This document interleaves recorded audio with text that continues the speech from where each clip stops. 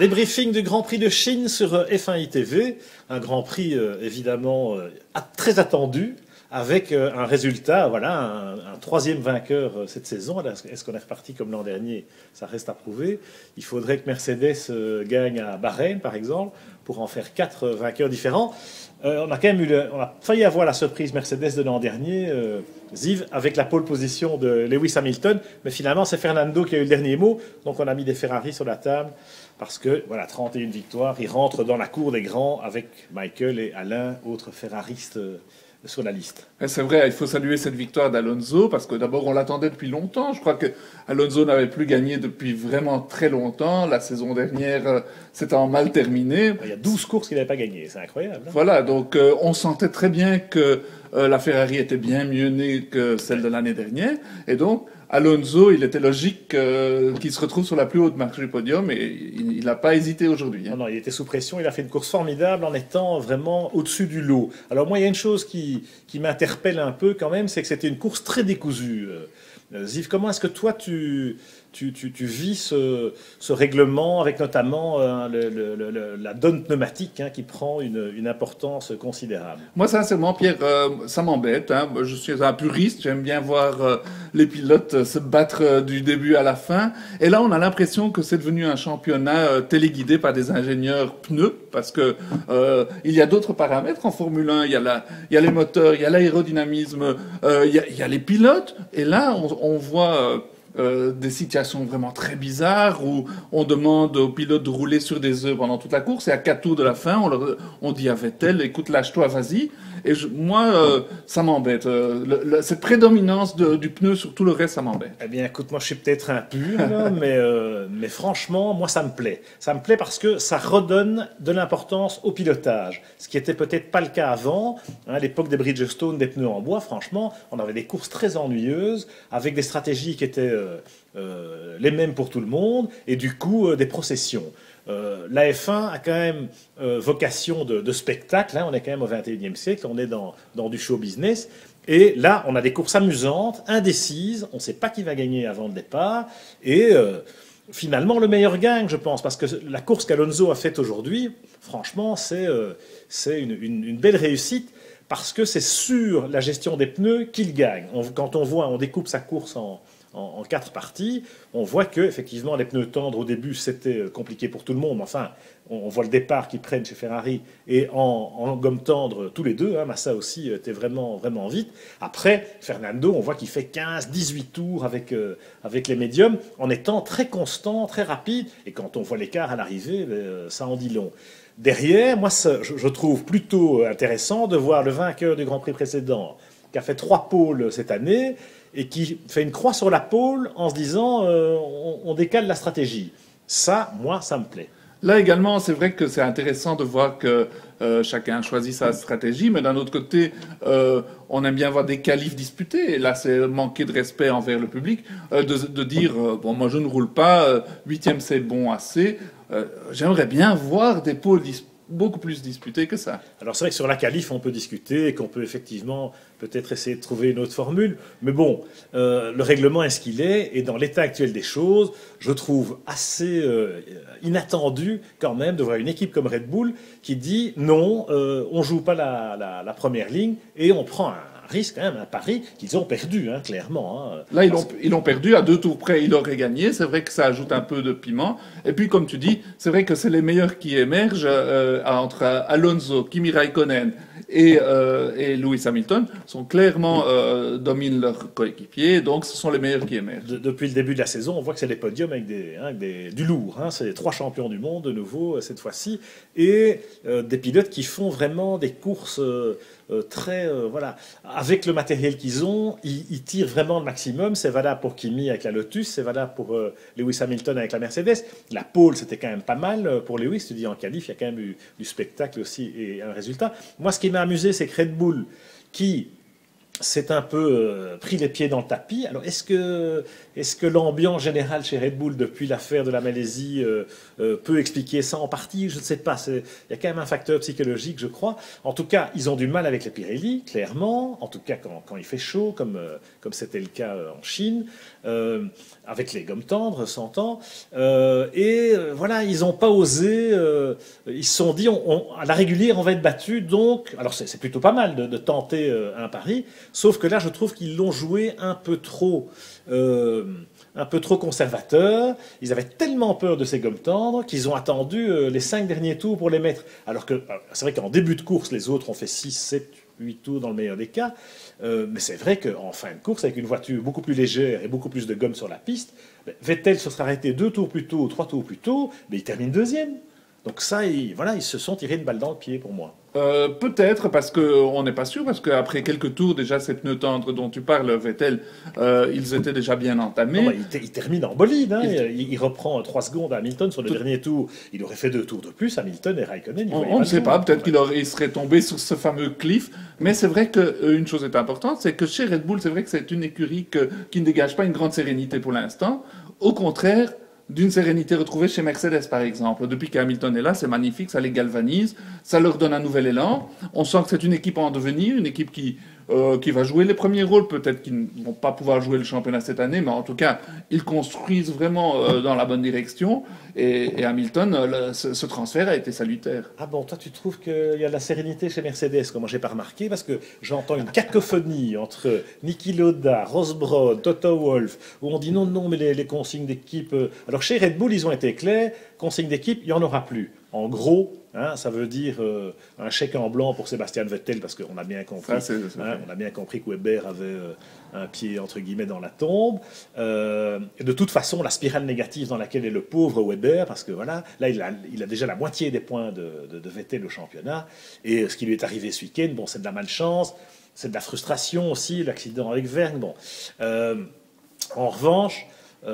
Voilà, la hiérarchie s'impose clairement dans tous les teams, que ce soit Vettel avec Weber, que ce soit chez Ferrari, parce que Massa, il n'a pas été à la hauteur avec les médiums, et il termine quand même derrière Button, derrière McLaren. C'est un peu la honte. C'est valable chez Mercedes, parce que Rosberg, un peu comme Weber, il n'a pas de peau. Mais bon, en attendant, Hamilton a pris l'ascendant. Voilà, mais je constate quand même que chez Mercedes, dans le management, ça reste encore flou, que la voiture qui a gagné, dominé l'année passée sur ce circuit de Shanghai, elle est un peu... Hamilton fait une belle course, il limite bien les dégâts, mais voilà, alors ils vont progresser sans doute. Je trouve quand même que, pour moi, Ross Brown, il est aussi... on sent qu'il n'est plus vraiment le patron chez lui. On sent que Lauda met un peu du poing sur la table, comme Matesic l'a fait, je pense, chez Red Bull pour dire qu'il n'y a plus de consigne d'équipe. Chez Mercedes, Lauda voudrait qu'il n'y en ait plus. Ross Brown dit que finalement, il y en aurait quand même. Toto Wolff navigue entre les deux. Bon, on n'est pas encore... On attend l'arrivée de Paddy Lowe pour tout mettre en place. On n'est pas encore tout à fait dans la sérénité. Mais malgré tout, je trouve que ce transfert d'Hamilton est bien une chose positive pour eux. Il les tire vers le haut. Bien sûr. Et la pole en est témoin. Alors, dans ce règlement, avec ces pneus qui effectivement... ont une importance considérable, c'est le cahier des charges, c'est ce qu'on a demandé à Pirelli, donc il ne faut pas non plus tirer sur le pianiste. Ça permet quand même, regardez la performance de Button, et l'écart entre les pilotes expérimentés et ceux qui le sont moins. Regardez chez McLaren, entre Button et Perez, l'an dernier on disait Perez, il est formidable, avec les pneus, c'est un magicien, etc. etc. Ben, le magicien, là, il est largué, et Jenson fait une course exemplaire pour aller chercher une 5e place avec une auto qui vaut peut-être la 10e. C'est vrai, chez McLaren, Perez, c'est la déception de ce début d'année. Il se comporte comme un total débutant. On a l'impression qu'il n'a pas roulé l'année passée, par exemple. Il doit prendre ses marques. Il est dominé en qualif par Button. Button lui-même ayant été dominé en qualif chaque année par Hamilton. Donc on se dit bien que ce n'est pas un foudre de guerre. Ce transfert a-t-il été le bon? Il faut encore un peu lui donner du temps à Perez. Il ne faut pas l'enterrer tout de suite. Mais pour l'instant, il est décevant. Alors, coup de chapeau, évidemment, à deux de tes favoris, mon cher Ziv, c'est Daniel Ricciardo, évidemment, qui fait une très grosse performance avec la Toro Rosso, et dans une moindre mesure Nico Hülkenberg, mais enfin, quand même, Hülkenberg, qu'on a revu en tête d'un Grand Prix, même si c'est un peu artificiel, même si c'est de nouveau à cause des stratégies décalées, mais c'est ce qui fait le charme de ces Grands Prix, je trouve. Il a essayé de la jouer un peu comme Sutil en Australie, enfin, en allant quand même moins loin avec son premier train, mais c'était sympa de voir une Sauber en tête. Il a eu beaucoup de mal sur la fin de course, Hülkenberg, et finalement, il n'y a qu'un petit point à la sortie, c'est pas lourd. Par contre, Ricciardo, chapeau, hein, ce qu'il a fait. Ah oui, là je me réjouis parce que moi ça fait 1 an et demi que je le dis, c'est vrai. Moi je crois beaucoup en Ricciardo et là il montre, comme il a fait l'année passée à Bahreïn aussi, de se qualifier en Q3, à l'époque en 6e position et maintenant en 7e. Il met une seconde à Vergne en Q2, donc c'est pas rien. Le garçon fait une course magnifique, termine 7e. Hülkenberg aussi, hein, il faut se rendre à l'évidence, la Sauber n'est pas la Sauber de l'année passée avec laquelle Pérez a pu se mettre en évidence, elle est beaucoup moins bonne. Et Hülkenberg fait le maximum. Le pauvre Guterres, il aura du mal à se mettre en évidence à côté d'un calibre comme Hülkenberg. Surtout s'il continue à faire des erreurs de débutant comme celle qu'il a faites ce week-end. Ricciardo, c'est vrai qu'il faut saluer la performance et aussi cette espèce de spirale positive. Quoi. On parlait de la spirale négative de Weber, mais Ricciardo, on le sent avec le vent dans le dos. Alors il y a une belle carotte, hein, c'est cette Red Bull, précisément celle de Weber devant. Et Jean-Éric, on en parlera dans le débriefing des Français, mais Jean-Éric, c'est vrai que là, il a un petit peu loupé le coche pour des tas de raisons qu'on précisera un peu. Un dernier mot peut-être sur les Force India ou sur le reste du peloton. Bon, les Force India qui ont, je crois, autant de points que McLaren au championnat, mais qui ont raté des gros points. En Malaisie, on se souvient de l'histoire des écrous de roues, alors que franchement, les autos, elles marchaient le feu de Dieu. Et ici aussi, Di Resta fait 8e, ce qui est quand même, à part Ricciardo, le meilleur résultat des teams de milieu de grille. Mais on se dit, ils sont passés à côté beaucoup mieux, y compris avec Sutil. Oui, tout à fait. Hein. Sutil peut regretter amèrement cet accrochage où il était tout à fait innocent. Il faut saluer la bonne performance de Di Resta, qui se refait un moral, j'imagine, parce que de se voir dominé en fin de saison par Hülkenberg et puis voir Sutil arriver qui est tout de suite aussi rapide, c'est pas plus rapide que lui, ça doit faire mal. Et là, il a fait une splendide course et moi, je crois toujours en Di Resta. Je crois qu'il va nous faire des belles performances cette année. Il y a de la tension quand même chez Toro Rosso, on s'en rend compte, entre Di Resta et Sutil. Hein. Il y a une rivalité, et on a vu, hein, ils se sont accrochés. Ça aurait pu encore plus mal se terminer. Finalement, c'est Gutiérrez qui met Sutil dehors. Mais on sent qu'entre ces deux-là, voilà, on ne se fait pas de cadeaux. Et si c'est au détriment du team, c'est pas une bonne idée non plus. Une autre performance à souligner, peut-être, c'est parce que c'est à l'arrière-garde, ça passe inaperçu, parce que c'est à l'arrière-garde, c'est que Valtteri Bottas a battu à la régulière son quand même capé coéquipier Maldonado en terminant 2 secondes devant lui. Donc ils se sont tirés la bourre pendant toute la course. Et c'est Bottas, le rookie, qui a pris le dessus. Donc je voulais le souligner. Là aussi, stratégie décalée. C'est pour ça que Bottas passe devant, parce qu'il est en pneu tendre à la fin. Et voilà, ça lui permet de dépasser Maldonado dans le dernier relais. Donc moi je dis bravo Pirelli. Je suis content qu'il y ait ce paramètre, justement, cette donne qui mette un peu de piment dans la course.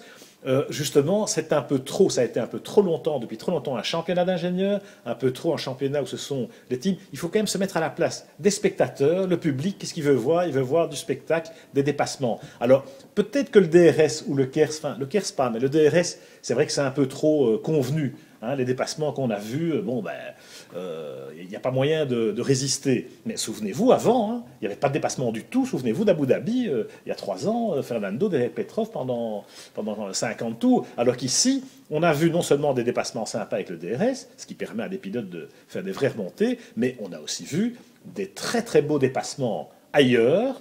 Alonso qui fait l'intérieur 2 fois là, dans la courbe qui se referme. Vettel qui fait un dépassement sur Massa, vraiment. Kimi qui passe chaque fois à l'extérieur, c'était magnifique. Kimi qui fait l'extérieur, attendez, là on voit des grands pilotes qui sortent du lot, pas seulement avec le DRS, pas seulement avec les artifices de règlement. Donc voilà, chapeau Fernando de rejoindre les grands de la Scuderia, hein, 91 victoires pour Michael, 51 pour Alain, 31 pour Fernando. Ça valait la peine d'être souligné. Et on parlera des autres, en l'occurrence de nos mousquetaires français, demain dans la suite de ce débriefing du Grand Prix de Chine.